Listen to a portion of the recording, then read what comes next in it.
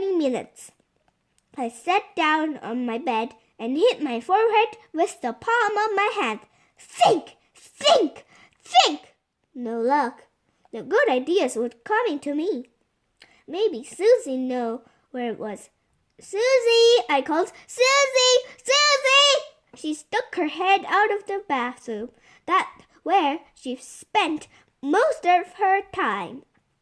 What do you want, stinky head? I better be something really important. I'm trying to get ready for Amy's party. I ran over to the bathroom. Have you seen my lucky shark tooth? No, and I don't have time to help you look for it. She started to close the bathroom door, but I stuck my foot in before she got it closed all the way. Move your foot, you big pig pain. I told you not. I don't have time to help you right now. Just leave me alone. But I have to find it before party tonight. I can't find it. I really need your help. She was pushing on the door and it was almost closed. I had to think fast. If you help me, I'll give you first pick my Halloween candy. If you take any 3 pieces you want, after we went trick-or-treating, Susie said, I always dump out all our candy and spent about an hour treating for our favorites. Make it 5 pieces, and we have a deal, Susie said. 5 pieces? That's not fair. Take it or leave it. Susie stuck her pinky out for a pink square. That's how we do our deals. Fine, pinky swear, I said, as we locked our fingers together. Now, said Susie, what pair of pants you wear yesterday? My jeans. Why? Because I bet the tooth is in those pants. Why didn't I think of that? And I have searched all over my room, but I didn't. But I hadn't thought to look in my pants from yesterday. I think those pants are the dirty clothes hamper. Let me in so I can check. Susie opened the bathroom door. I ran over to the hamper and started throwing dirty clothes behind me as I looked for my jeans. Hey, watch it! Susie yelled. I turned and I saw a pair of my underwear had gotten caught in the bride Frankenstein's wig, which stood about a foot high of her head. Sorry, I said, trying to not laugh. But it looks hilarious. It's not funny, Susie whined. I spent a lot of time getting this wig on, and now you're messing it up. She gently pulled the underwear off her head. Hey, here they are, I yelled. I found my jeans. I stuck my hand in one pocket. Not there. My heart sank. I checked the other pocket. Then I felt it, hard and smooth and sharp. I got it! Thanks, Susie, I yelled as I started running downstairs. You're the best sister in the whole world. When I got downstairs, Mom was waiting for me. She was holding the hammerhead costume she had made. It looked really cool. This is awesome, Mom, I said. Just wait till other kids see this. I'm glad you like it. I've worked hard all week. I think my favorite part is the headpiece. It doesn't cover your face. You just pull it on your head like a hood. And the hammer-looking part sticks off to the sides. Here, try it all on. First, I pulled on the shark's tooth and covered my whole body. It was one piece and had a big fin sticking out the back. Then I put on the hammerhead hood. I ran to look in the bathroom mirror. Cool, I whispered to myself. Just wait until Max sees this. He won't think it's so lame. Oh no, Max. How could I have forgotten? What was it he said yesterday? Wait until tomorrow. I was doomed. If I actually survived the haunted house, I still had to face Max. I had really been punched by Max once in my life. I really wasn't looking forward to going through that again. Freddy, honey, where did you go? My mom's voice interrupted my thoughts. We have to leave right now. The party starts in 10 minutes. Robbie's mom just called. She's wondering where we are. I took a deep breath and looked in the mirror. You're not a Fraidy-Cat. I whispered to my reflection, You're a big, tough shark. If only I really believed that. Chapter 6. Enter if you dare.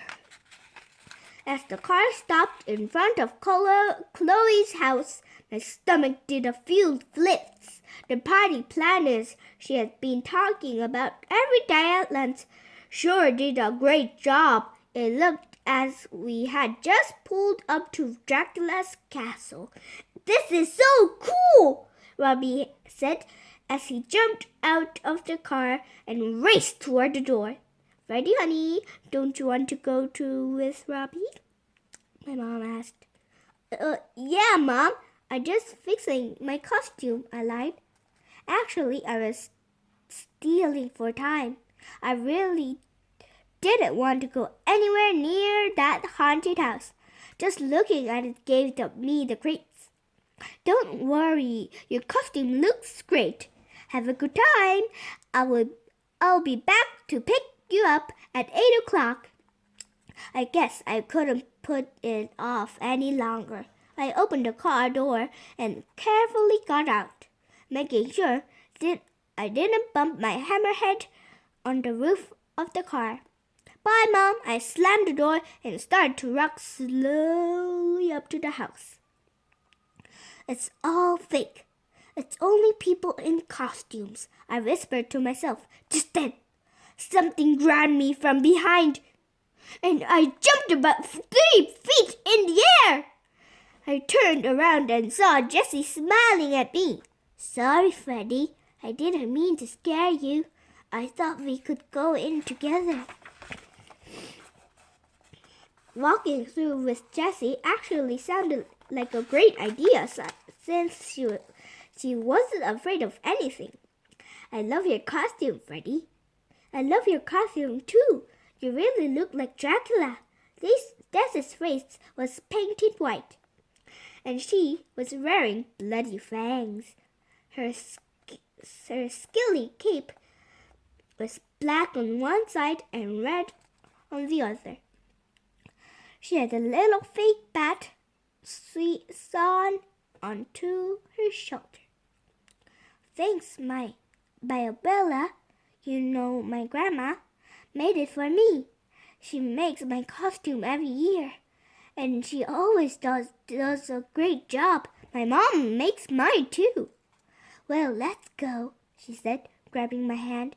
I can't wait. It's going to be super cool. Yeah, I mumbled. Super cool.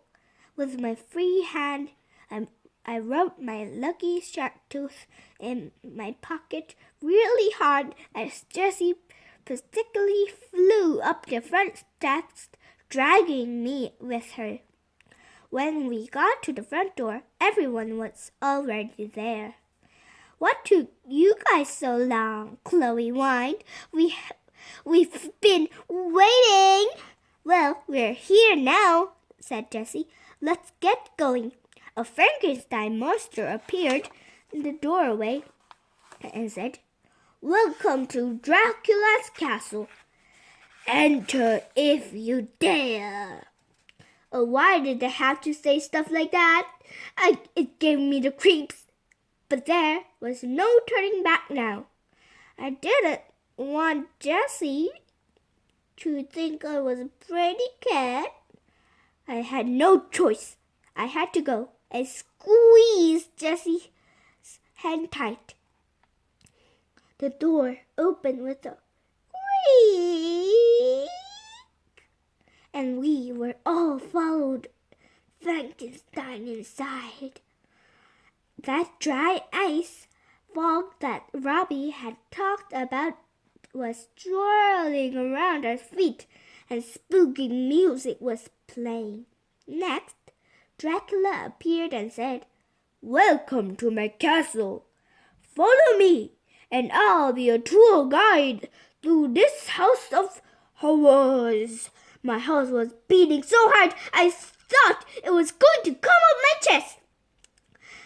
"You can't do this, you can't do this," I whispered to myself. Dracula led us into a room where there were skeletons dancing and ghosts floating above our heads. "Ooh," Max shouted. I was scared enough. I really didn't need his special sound effects. As we entered the next room, Chloe let out a scream. "Ah!" "What are you screaming about, you little baby?" Max snarled. "Something just grabbed my leg," Chloe stammered. "I wish something would grab my leg," Max said. "This would be awesome." I really didn't want anything grabbing me. If I screamed like Chloe, then Max would think I was such a fraidy-cat.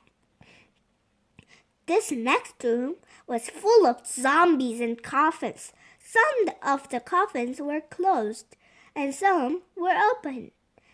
Every once in a while, one of the closed coffins would pop open when you least expect it. And some horrible creature would pop out and make a terrible screeching sound. I couldn't wait to get out of there. Every time those things yelled, my whole body shook. Then Dracula took us into the room where we had to stick our hands in jars and touch worms and brains and eyeballs. I knew the stuff was fake, but sure felt real. I thought I was going to... Blech. "Ew, ew, ew! It is so slimy and gross," said Chloe, shaking her fingers in the air. "I don't want to touch anymore. I think I'm going to be sick," Blech, she said, covering her mouth with her hand. "I don't want to throw up all over my pretty pink princess dress." "If you're going to barf, don't do it on me," Max snickered. Why don't you just leave and go back to your little tea party?" "This is my party, Max Sellers. You can't tell me what to do," Chloe huffed. "Now we're entering the final room," Dracula said. "It is my favorite. I want you to meet some of my friends." "Final room? Did he say final room?" I asked Robbie. "Yeah, isn't it a bummer?" Robbie said. I could stay here all night." "Me too," Jessie agreed. "Not me," I thought. The sooner we were out of here, the better. I was so proud of myself that I had almost made it through without screaming. Now Max couldn't call me a Fraidy-Cat. And we entered the final room. Something flew right past my head. "What was that?" I whispered to Jessie. "I don't know," she whispered back. I ducked as just another one flew by. "Don't look now," she said. "But I think one just landed on your shoulder." I started jumping around like crazy. "Get it off! Get it off!" I yelled. "What are you screaming about, wimp?" Max laughed. "It's just one stupid fake rubber bat," he said, lifting off my shoulder. "You're such a fraidy-cat. So much for making it through the night without screaming. That is the end of our tour, Dracula said. I hope you liked visiting my castle. Please come again.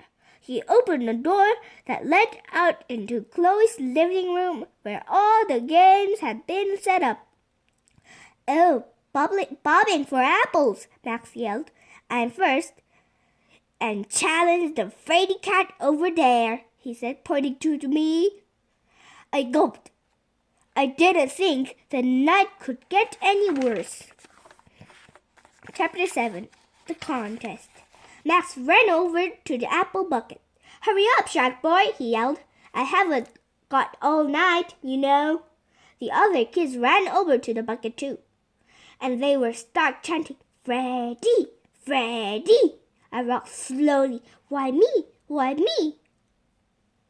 I thought to myself, why couldn't he have picked someone else? There was no way I could beat Max and his big mouth. What's the matter, Fraidy-Cat? Max teased. You afraid I'm gonna mistake your head for an apple and bite it by accident? I gulped. I hadn't actually thought of that. Great. Something else to worry about. Oh, he's not afraid of you, you big bully, Jessie said. Right, Freddy? He's a shark, and sharks are experts in water. You'd better take off your hammerhead hood, Robbie said. It might get in the way. I'll hold it for you. I took off my hood, handed it to Robbie, and knelt down next to the bucket. The kids started chanting again. Freddy! Freddy! I rubbed my lucky shark tooth. Quiet, everyone, Chloe said, stamping her foot. You have to listen to me. We can't start until I tell you the rules. Everyone groaned. Okay, Chloe counted. When I say go, you have 2 minutes to see how many apples you can catch in your mouth. When you get an apple, just drop it on the floor next to the bucket and try another one. You can't use your hands at all, only for your mouth. Any questions? Yeah, said Max. When can we start? Chloe turned to me. Are you ready, Freddy? As ready as ever be, I thought. I nodded my head. Okay, boys. In your mark. Get set, go! Chloe yelled. I stuck my head in the bucket and it immediately swallowed a lot of water. Max's big head was making a lot of waves. I lifted my head to get air and saw that Max had already gotten one apple. What's the matter, Hammerhead? Max said, smiling. You quit already? I knew that you wimp out. You're such a Fraidy-Cat. Now my blood was really starting to boil. I was sick of him calling me a Fraidy-Cat. I plunged my head back down into the water, grabbed an apple in my teeth, and dropped it on the floor next to the bucket. Way to go, Freddy! Jessie screamed. That's one! Then I heard Robbie yell, Go for another one, Freddy! Don't stop! I stuck my head back in the water and bumped heads with Max. Boy, did he have a hard head. Normally, I would have started crying, but everyone was watching me. I couldn't stop now. That's 3 for Max, I heard Chloe yell. 3? How did he get 3 already? He really did have a big mouth. I was going to beat him. I would have to start acting like a shark. Sharks wasn't afraid of anything. Everything was afraid of him. I found another apple, grabbed it with my teeth and dropped it on the floor. That's 2 for Freddy, Chloe yelled. There's only 1 minute left. Depending on who won, I wouldn't be known as the Fraidy-Cat or the shark. It was now or never. I stuck my head back in the bucket and grabbed another apple. That's 3 for Freddy, Chloe squealed. It's a tie! 3rd second left! Come on, Turbon, Jessie yelled. You're a shark! Go get him! Just then, Max lifted his head out of the water and whispered, You'll never beat me, you little Fraidy-Cat. That was a big mistake. Max lost his concentration, and I dunked my head back just in time to grab one more apple in my teeth. Somebody dropped it on the floor just as Chloe yelled, Time's up! The kids went crazy cheering for me. That was awesome, Robbie yelled, giving me a high five. I knew you could do it, Jessie said, hugging me. Here, use this towel and dry off, Chloe says. You're getting water all over the expensive carpet. He must have cheated, Max complained. There's no way he could beat me. He won the fair and square, Jessie said. You're just a loser, score loser. Time for cupcakes, everyone, Chloe called. Follow me. All the kids ran over to the treat table. Everyone except Max. He just sat by himself in the corner and puffed. I think Freddy the shark should get the first cupcake, said Jessie. I grabbed a cupcake and took a big shark bite. Then I smiled a big frosting smile. Maybe the night wasn't so bad after all. Chapter 8. What was that? After we finished stuffing our faces with cupcakes,